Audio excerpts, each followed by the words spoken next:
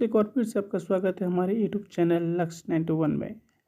आज हम लोग पढ़ेंगे एक नया सब्जेक्ट दृष्टि एनसीईआरटी बुक से, भारत एवं विश्व का भूगोल। इसमें वस्तुनिष्ठ प्रश्न है और हम लोग एक एक करके प्रश्न को पढ़ेंगे और उसका डिस्कशन भी साथ में पढ़ेंगे। तो चलिए हम लोग शुरू करते हैं बिना समय के गवाए हुए।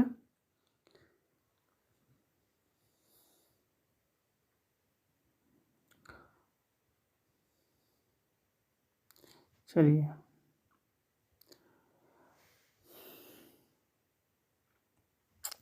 पहला प्रश्न सौरमंडल और पृथ्वी से है। कहता है, निम्नलिखित में से कौन से खगोलीय पिंड है?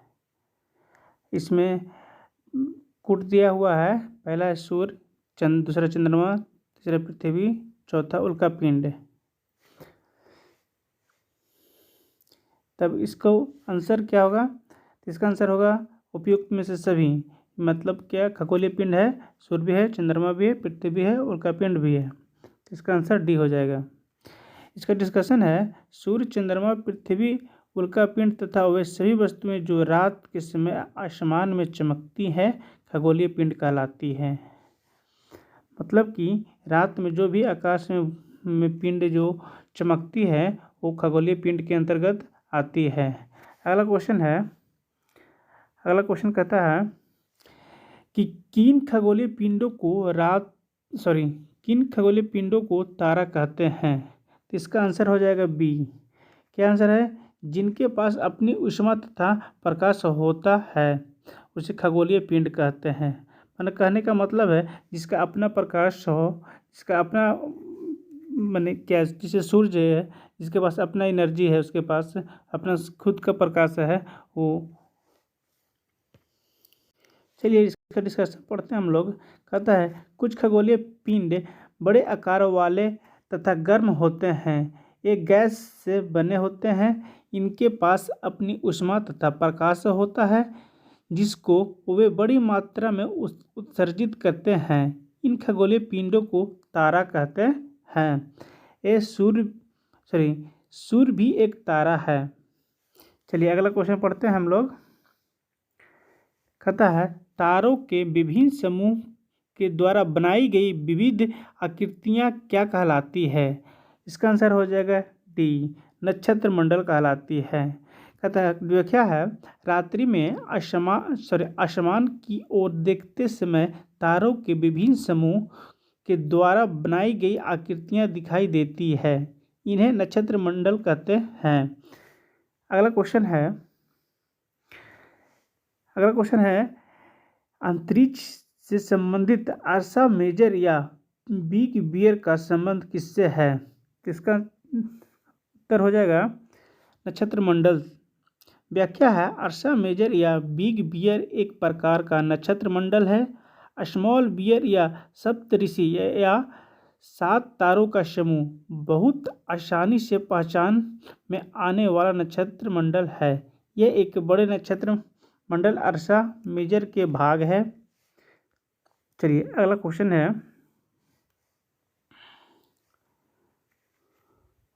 अगला क्वेश्चन कहता है, किन खगोलीय पिंड को ग्रह कहा जाता है? इसका आंसर है सी, जिनके पास अपनी ऊष्मा एवं प्रकाश नहीं होता एवं जो तारों के प्रकाश से प्रकाशित होते हैं। कहता है, क्वेश्चन पढ़ रहे हैं फिर, किन खगोलीय पिंडों को ग्रह कहा जाता है? इसका आंसर हो गया सी, जिनके पास अपनी ऊष्मा एवं प्रकाश नहीं होता एवं जो तारों के प्रकाश से प्रकाशित होते हैं। व्याख्या पढ़ रहे हैं। व्याख्या कहता है इसका, कुछ खगोलीय पिंडों में अपना प्रकाश एवं ऊष्मा नहीं होती है। वे तारों के प्रकाश से प्रकाशित होते हैं। ऐसे पिंड ग्रह कहलाते हैं। ग्रह, जिसे अंग्रेजी में प्लेनेट कहते हैं, ग्रीक भाषा में प्लेनेटाइड से बना है, जिसका अर्थ होता है परिभ्रमक परिभ्रमक अर्थात चारों ओर घूमने वाले। अगला क्वेश्चन है, निम्नलिखित कथनों पर विचार कीजिए। कथन पहला है, पृथ्वी एक ग्रह है तथा यह अपना संपूर्ण प्रकाश एवं ऊष्मा सूर्य से प्राप्त करती है। पहला सही है। दूसरा क्या कहता है, पृथ्वी सूर्य से दूरी के हिसाब से चौथा ग्रह तथा आकार में तीसरा सबसे बड़ा ग्रह है। ये गलत है। ठीक है, इसका व्याख्या करते हैं। इसका आंसर हो जाएगा ए, केवल एक आंसर हो जाएगा। इसका व्याख्या है, पृथ्वी जिस पर हम रहते हैं एक ग्रह है, यह अपना संपूर्ण प्रकाश एवं ऊष्मा सूर्य से प्राप्त करती है, जो कि पृथ्वी के सबसे नज़दीक का तारा है। पृथ्वी को बहुत अधिक दूरी से, जैसे चंद्रमा से देखने पर यह चंद्रमा की तरह चमकती हुई प्रतीत होती है। सूर्य से दूरी के हिसाब से पृथ्वी तीसरा ग्रह है तथा आकार में पांचवा सबसे बड़ा ग्रह है। कह रहा है दूरी के हिसाब से तीसरा सबसे बड़ा ग्रह है और आकार के हिसाब से पांचवा सबसे बड़ा ग्रह पृथ्वी है। अगला क्वेश्चन है, सूर्य से बढ़ती हुई दूरी के आधार पर ग्रहों का सही क्रम चुनिए। तो इसका आंसर डी हो जाएगा। सूर्य के बाद सबसे नज़दीक ग्रह हो जाएगा बुध, बुध के बाद शुक्र, शुक्र के बाद पृथ्वी और उसके बाद मंगल। इसी तीसरे क्रम में पृथ्वी आता है। व्याख्या इसका है, सूर्य से बढ़ती दूरी के हिसाब से ग्रहों का सही क्रम बुध, शुक्र, पृथ्वी, मंगल, बृहस्पति, शनि, यूरेनस यानी अरुण, नेपच्यून यानी वरुण। अगला क्वेश्चन है, नीचे दिए गए ग्रहों में से कौन सा आंतरिक ग्रह है? आंतरिक ग्रह पूछ रहा है। ठीक है, इसका आंसर, एक मिनट दोस्तों, इसका आंसर बी हो जाएगा। ठीक है, आंतरिक ग्रह कौन कौन है? बुध, शुक्र और मंगल। वे ग्रह जो सूर्य के नज़दीक हैं एवं चट्टानों से बने हैं आंतरिक ग्रह कहलाते हैं। कहता है वे ग्रह जो सूर्य के नज़दीक हैं एवं चट्टानों से बने हैं आंतरिक ग्रह कहलाते हैं। बुध, शुक्र, पृथ्वी और मंगल आंतरिक ग्रह के अंतर्गत आते हैं। इसको पार्थिव ग्रह भी कहा जाता है दोस्तों। ठीक है, अगला क्वेश्चन है, नीचे दिए गए ग्रहों में से कौन से बाह्य ग्रह है? इसका आंसर डी हो जाएगा। ठीक है, उपयुक्त में से सभी बृहस्पति, नेपच्यून यानी अरुण, शनि, यूरेनस यानी अरुण। सॉरी दोस्तों, नेपच्यून को हमने अरुण बोल दिया था, उसका वरुण होगा। व्याख्या है, वह ग्रह सूर्य के बहुत दूर हैं तथा बहुत बड़े आकार के गैस और तरल पदार्थों से बने हैं।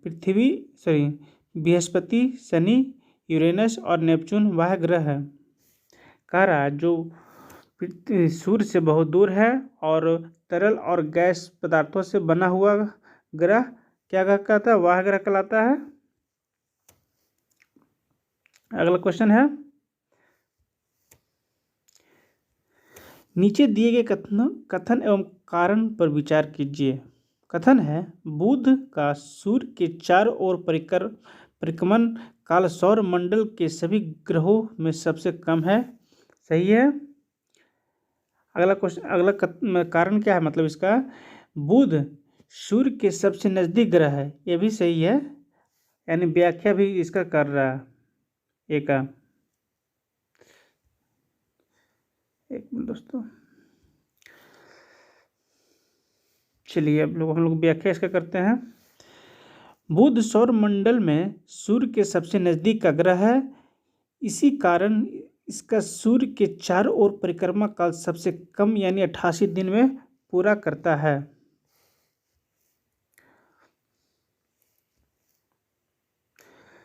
चलिए अगला क्वेश्चन है,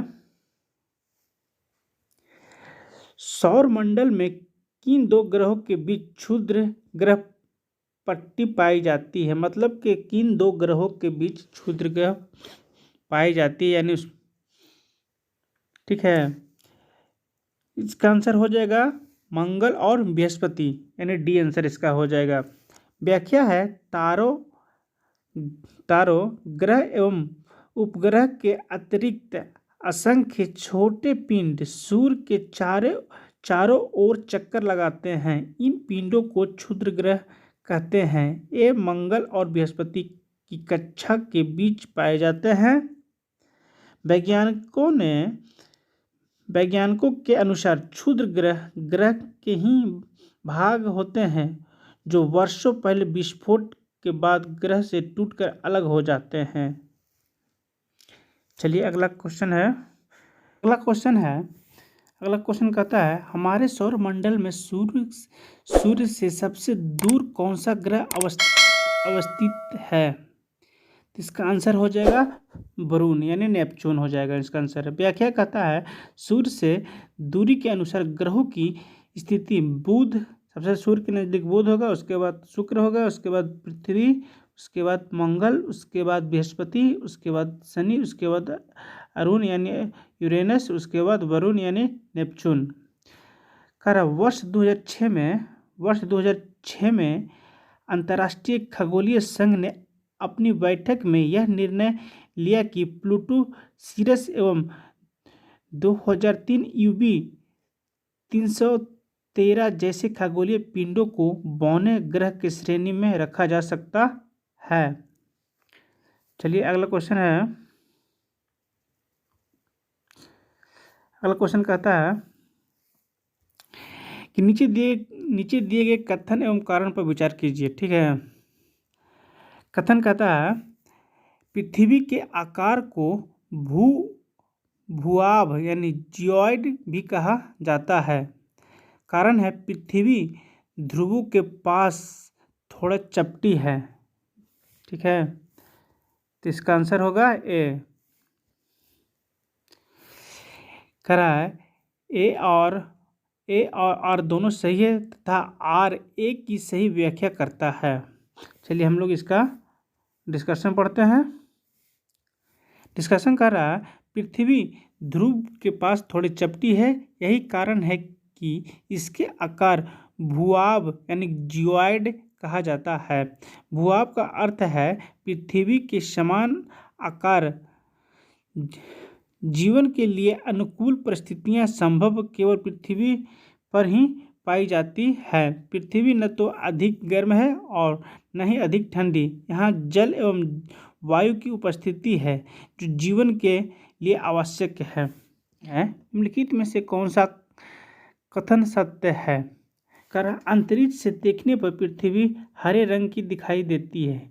एक गलत है, हरे रंग की नहीं बल्कि नीले रंग की दिखाई देती है। दूसरा कथन पढ़ रहे हैं पृथ्वी का हरा रंग हमें यहाँ के वनों के कारण दिखाई देती है। गलत है, ये हरा रंग वनों के कारण नहीं, पृथ्वी पर जल की उपस्थिति के कारण हमें नीली दिखाई पड़ती है, न कि हरा। चलिए हम लोग व्याख्या पढ़ते हैं। अंतरिक्ष से देखने पर पृथ्वी नीले रंग की दिखाई पड़ती है क्योंकि पृथ्वी की 2/3 सतह जल से ढकी हुई है, इसलिए इसे नीला ग्रह भी कहा जाता है। एक मिनट दोस्तों, चलिए अगला क्वेश्चन है। खरा सौर मंडल का निर्माण किससे मिलकर होता है? तो इसका आंसर हो जाएगा डी, उपयुक्त में से सभी। क्योंकि ग्रह, उपग्रह, सूर्य और उल्कापिंड सारों को मिलाकर हम लोग उसे सौर मंडल कहते हैं। ठीक है, अब चलिए व्याख्या हम लोग करते हैं इसको। व्याख्या है सूर्य 8 ग्रह, उपग्रह तथा कुछ अन्य खगोलीय पिंड जैसे क्षुद्र ग्रह एवं उल्कापिंड मिलकर सौर मंडल का निर्माण करते हैं। उसे हम सौर परिवार का नाम देते हैं जिसका मुखिया सूर्य है। अगला क्वेश्चन है, निम्नलिखित में कौन सा कथन सत्य है? पहले कथन पढ़ लेते हैं। कथन कर रहा है, सूर्य का खिंचाव बल सौर मंडल को बांधे रखता है। दूसरा है, सूर्य सौर मंडल के लिए प्रकाश एवं ऊष्मा का मुख्य स्रोत है। अगला क्वेश्चन है, निम्नलिखित में से कौन सा कथन सत्य है?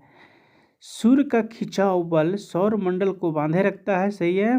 सूर्य सौर मंडल के लिए प्रकाश एवं ऊष्मा का मुख्य स्रोत है। ये लगता दोनों सही ही है। चलिए, इसका आंसर सी हो जाएगा। इसका व्याख्या हम लोग पढ़ते हैं। व्याख्या कह रहा है, सूर्य सौर मंडल के केंद्र में स्थित है। यह बहुत बड़ा है एवं अत्यधिक गर्म गैसों से बना हुआ है। इसका खिंचाव बल इससे सौर मंडल को बांधे रखता है। सूर्य सौर मंडल के लिए प्रकाश एवं ऊष्मा का मुख्य स्रोत है। हम सूर्य की अत्यधिक तेज ऊष्मा को महसूस नहीं करते क्योंकि यह पृथ्वी के सबसे नज़दीक का तारा होने के बावजूद हमसे लगभग 15 करोड़ किलोमीटर दूर है। इसी कारण सूर्य के प्रकाश को पृथ्वी पर पहुंचने में लगभग 8 मिनट यानी 500 सेकंड लगभग लगती है। चलिए, अगला क्वेश्चन है, सौर मंडल के ग्रह जो सूर्य के चक्कर लगाते हैं उसके रास्ते किस आकार में फैले हैं? इसका आंसर होगा दीर्घवृत्ताकार हो जाएगा आंसर। व्याख्या है, सौर मंडल के सभी 8 ग्रह एक निश्चित पथ पर सूर्य के चक्कर लगाते हैं। ये रास्ते दीर्घवृत्ताकार रूप में फैले हुए हैं, एक कक्षा कहलाते हैं। अगला क्वेश्चन है, किस ग्रह को पृथ्वी का जुड़वा ग्रह कहा जाता है? तो शुक्र को पृथ्वी का जुड़वा ग्रह या जुड़वा वाहन या पृथ्वी का भगनी या शाम का तारा, भोर का तारा, शुक्र को ही बोला जाता है। इसका व्याख्या है, शुक्र को पृथ्वी का जुड़वा ग्रह मानते हैं क्योंकि यह आकार, घनत्व एवं व्यास में पृथ्वी के लगभग बराबर है। अगला क्वेश्चन है, पृथ्वी का सबसे निकटतम ग्रह कौन सा है? पृथ्वी का निकटतम सबसे ग्रह शुक्र है। व्याख्या है, पृथ्वी का सबसे निकटतम ग्रह शुक्र है। अगला क्वेश्चन है, हमारे सौर मंडल का सबसे बड़ा एवं सबसे छोटा ग्रह कौन सा है? सबसे बड़ा ग्रह बृहस्पति और सबसे छोटा बुध है, इसलिए आंसर ए हो जाएगा। व्याख्या है, हमारे सौर मंडल के ग्रहों में बृहस्पति सबसे बड़ा तथा बुध सबसे छोटा है। अगला क्वेश्चन है, कौन से वे 2 ग्रह हैं जिनका सौर मंडल के अन्य ग्रहों की तुलना में परिक्रमा विपरीत होता है? तो ये 2 ग्रह है शुक्र और अरुण। तो इसका आंसर हो जाएगा सी, शुक्र और अरुण यानी यूरेनस। इसका व्याख्या है, शुक्र और यूरेनस की परिक्रमण की दिशा अन्य ग्रहों के विपरीत होती है। शुक्र और यूरेनस घड़ी की सुई की दिशा में यानी क्लॉकवाइज घूमते हैं, जबकि अन्य ग्रह घड़ी की सुई की विपरीत दिशा में यानी एंटी क्लॉकवाइज में घूमते हैं। अगला क्वेश्चन है,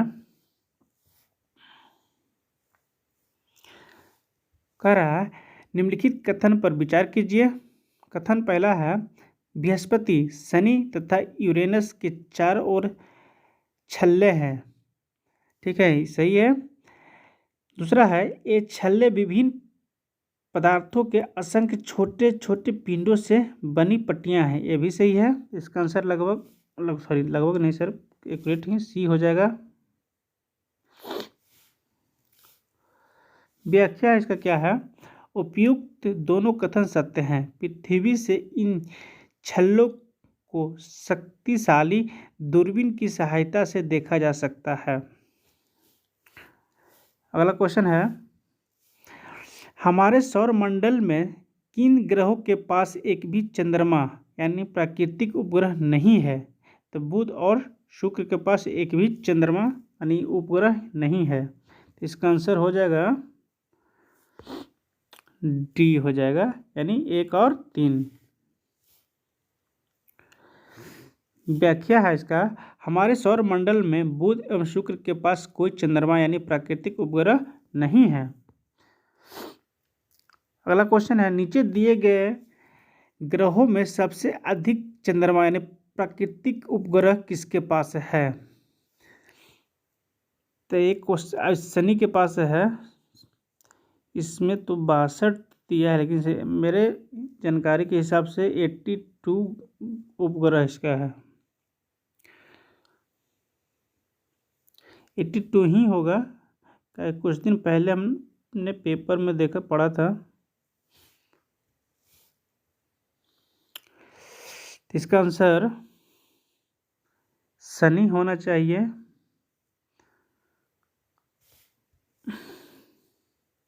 इसको डॉट में रखा जाए क्योंकि बृहस्पति तो पहले था, लेकिन अब शनि है। शनि के पास 82 उपग्रह है। चलिए अगला क्वेश्चन देखते हैं। ऐसे देख लिया जाए, इसमें दिया हुआ है क्या? यूरेनस के पास चंद्रमा की संख्या 27 है, मंगल के पास 2, टिमोस अफिमोस, और बृहस्पति की चंद्रमा 69 दिखा रहा है, और शनि के पास जो 62 नहीं होकर 82 हो। चलिए अगला क्वेश्चन है 25 नंबर, कह रहा है निम्नलिखित में से कौन सा कथन सत्य है? पहला कथन है, उपग्रह अपने ग्रहों के परिक्रमा करते हैं, बात सही है।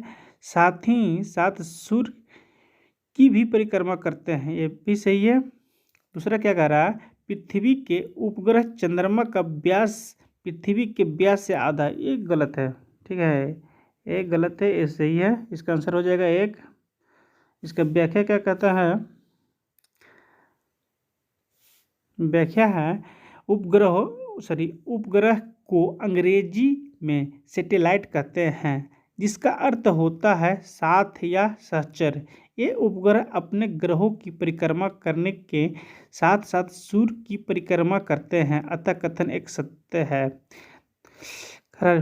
हमारी पृथ्वी के पास केवल एक उपग्रह चंद्रमा है। इसका व्यास पृथ्वी के व्यास का केवल 1/4 यानी 25% है। यह इतना बड़ा इसलिए प्रतीत होता है क्योंकि यह हमारे ग्रह से अन्य खगोलीय पिंडों की अपेक्षा नजदीक है, अतः कथन 2 असत्य है। अगला क्वेश्चन है,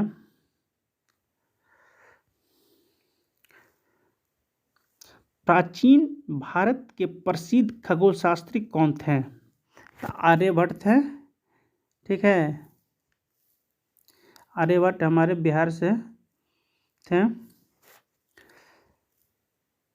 चलिए व्याख्या है, खगोलीय पिंड एवं उनकी गति के संबंध में अध्ययन करने वालों को खगोल शास्त्री कहते हैं। आर्यभट्ट प्राचीन भारत के प्रसिद्ध खगोल शास्त्री थे। अगला क्वेश्चन है, कथन कारण है। कथन क्या है? पृथ्वी से हमें चंद्रमा का केवल एक ही भाग दिखाई पड़ता है, सही है। चंद्रमा के द्वारा पृथ्वी का एक चक्कर पूरा करने में लगने वाला समय अपने अक्ष पर एक चक्कर पूरा करने में लगने के समय से अधिक होता है। ये लगभग बराबर होता है। ठीक है, नहीं सही है, बराबर ही होता है। इसका आंसर हो जाएगा ए सही है, परंतु आर गलत है। इसका व्याख्या देखते हैं हम लोग। खरा, चंद्रमा पृथ्वी का एक चक्कर लगभग 27 दिनों में पूरा करता है। लगभग इतने ही समय में यह अपने अक्ष पर एक चक्कर भी पूरा करता है, अतः चंद्रमा के द्वारा पृथ्वी का एक चक्कर पूरा करने में लगने वाला समय अपने अक्ष पर एक चक्कर पूरा करने में लगने वाला समय के बराबर होती है। इसके परिणाम स्वरूप पृथ्वी से हमें चंद्रमा का केवल एक ही भाग दिखाई देता है। अगला पॉइंट है इसमें, नील आर्मस्ट्रॉन्ग पहले व्यक्ति थे जिन्होंने 20 जुलाई 1969 को सबसे पहले चंद्रमा की सतह पर कदम रखा। स्रोत है नासा की आधिकारिक वेबसाइट के अनुसार, जबकि एनसीईआरटी कक्षा 6 पाठ्यक्रम के अनुसार 21 जुलाई 1969 होती है। तो हम लोग मानेंगे 21 जुलाई 1969 ही को, क्योंकि हम लोग भारत के अंदर ही एग्जाम देते हैं, न कि बाहर। चलिए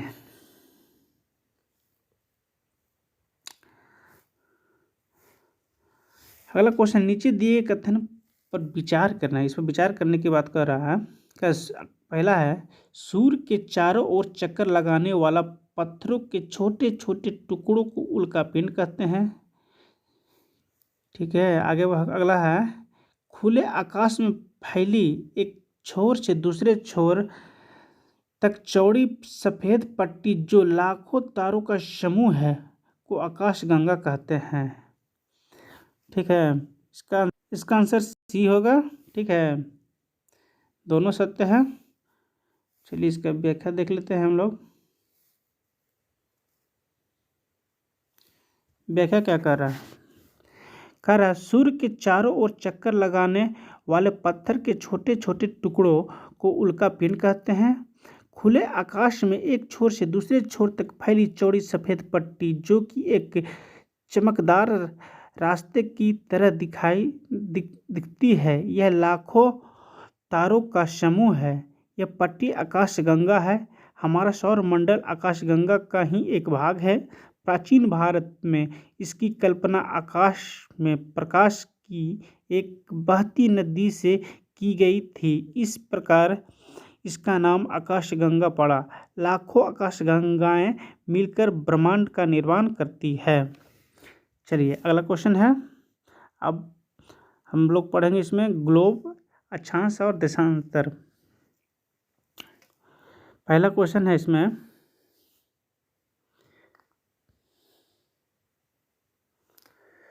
खरा विषुवत के संदर्भ में नीचे दिए गए कथनों पर विचार कीजिए। ठीक है, पहला विचार करते हैं हम लोग। विषुवत वृत्त यानी 0 डिग्री अक्षांश को प्रदर्शित करता है। बात सही है। कह रहा विषुवत वृत्त से ध्रुवों की ओर जाने पर अक्षांशों का आकार घटता है, नहीं बढ़ता है। इस 0 से शुरू होगा विषुवत से, तो 1 2 3 4 कर ऐसे बढ़ेगा ना, घटता थोड़ी है ना। अगला है, विषुवत वृत्त से उत्तर या दक्षिण की कोणीय दूरी की माप को देशांतर कहते हैं। नहीं, देशांतर को कोणीय जो वर्टिकल होता है उसको देशांतर करते हैं, और हॉरिजॉन्टल होता है उसका अक्षांश कहते हैं। ठीक है, चलिए व्याख्या पढ़ते हैं हम लोग इसका। कर्क रेखा एवं मकर रेखा के बीच सभी अक्षांशों पर सूर्य वर्ष में एक बार दोपहर के सिर के ठीक ऊपर होता है, इसलिए इस क्षेत्र में सबसे अधिक ऊष्मा प्राप्त होती है तथा इसे उष्णकटिबंध कहा जाता है। ठीक है, अब है अगला पॉइंट, ध्रुव की तरफ सूर्य की किरणें तिरछी होती जाती है। इस प्रकार उत्तरी गोलार्ध में कर्क रेखा एवं उत्तर ध्रुव वृत्त तथा दक्षिणी गोलार्ध में मकर रेखा तथा दक्षिण ध्रुव वृत्त के बीच वाले क्षेत्र के तापमान मध्यम रहता है, इसलिए शीतोष्ण कटिबंध कहा जाता है। अगला पॉइंट है, उत्तरी गोलार्ध में उत्तर ध्रुव वृत्त एवं उत्तरी ध्रुव तथा दक्षिणी गोलार्ध में दक्षिण ध्रुव वृत्त एवं दक्षिण ध्रुव के बीच के क्षेत्र में बहुत ठंड होती है, क्योंकि यहाँ सूर्य क्षितिज से ज़्यादा ऊपर नहीं आ पाता, इसलिए ये शीत कटिबंध कहलाते हैं।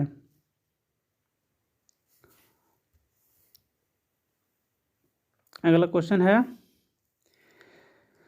नीचे दिए गए कथनों पर विचार कीजिए।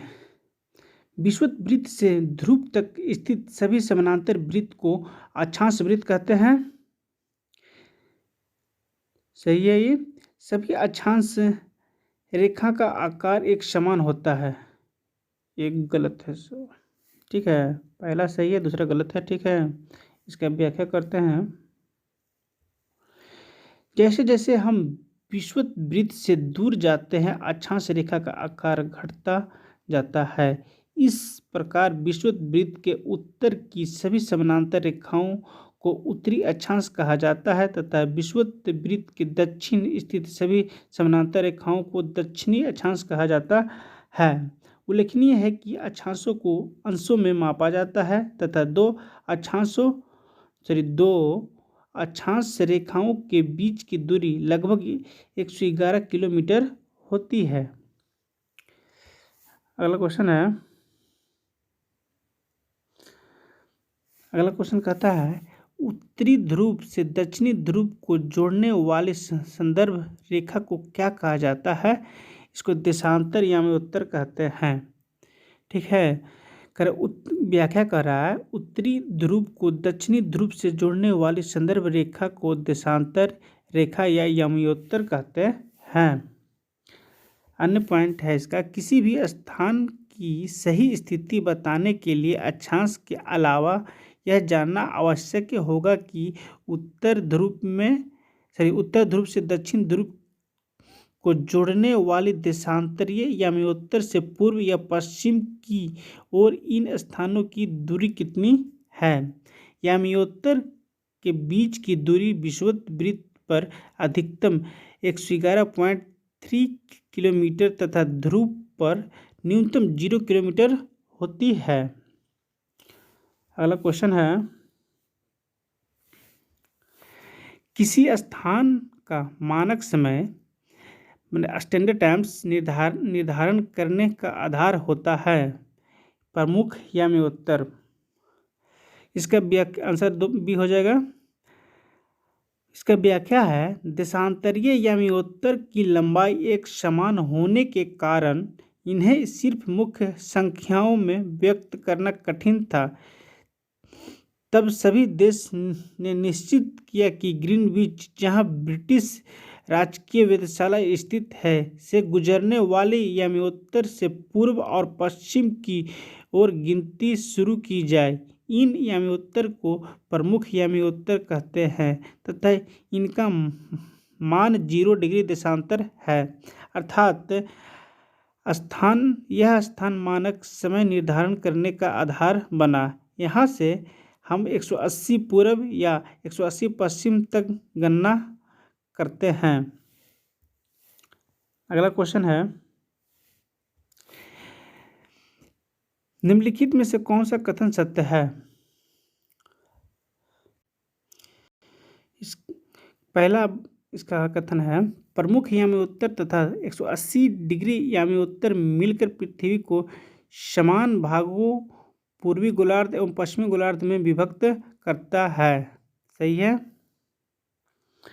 कह रहा है 180 डिग्री पूर्वी एवं 180 डिग्री पश्चिमी यामी-उत्तर एक ही रेखा पर स्थित है। ये भी सही है। इसका आंसर सी हो जाएगा। 1 और 2 दोनों सही है। चलिए इसका व्याख्या पढ़ते हैं हम लोग।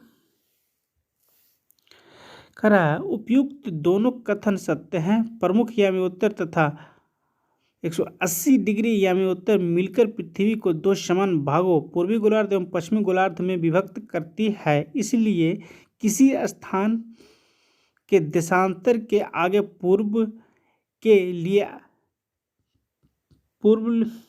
तथा पश्चिम के लिए प का उपयोग करते हैं। 180 डिग्री पूर्व और 180 डिग्री पश्चिम यामी-उत्तर एक ही रेखा पर स्थित है तथा 180 डिग्री देशांतर रेखा को अंतर्राष्ट्रीय तिथि रेखा इंटरनेशनल डेट लाइन के नाम से जाना जाता है। अगला क्वेश्चन पढ़ते हैं।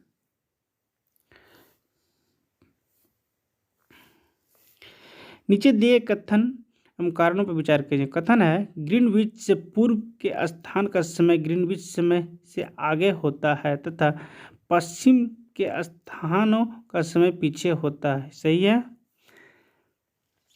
दूसरा कारण क्या है, पृथ्वी अपने काल्पनिक अक्ष पर पूर्व से पश्चिम की ओर घूमती है। नहीं, पश्चिम से पूर्व की ओर घूमती है, गलती है। इसका आंसर सी हो जाएगा।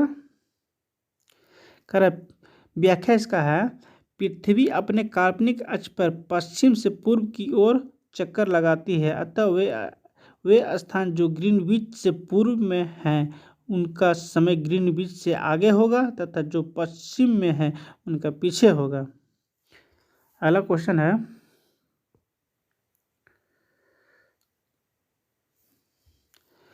पृथ्वी को अपने अक्ष पर 1 डिग्री घूमने में कितना समय लगता है?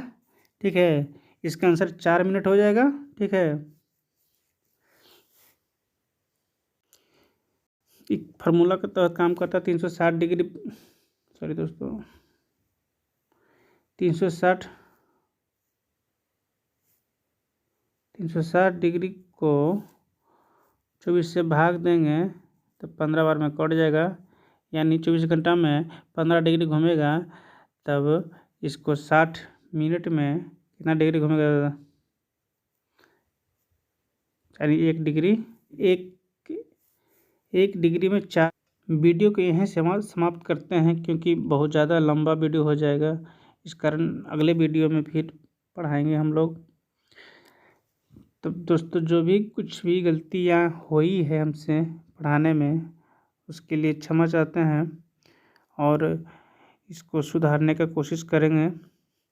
और हमारे चैनल को लाइक करें, शेयर करें, सब्सक्राइब करें, ताकि हमें प्रोत्साहन मिले और अच्छे वीडियो बनाने की कोशिश करेंगे। दोस्तों, आप लोग सपोर्ट कीजिएगा तो अच्छे वीडियो ज़रूर बनाएंगे, कोशिश ज़रूर करेंगे।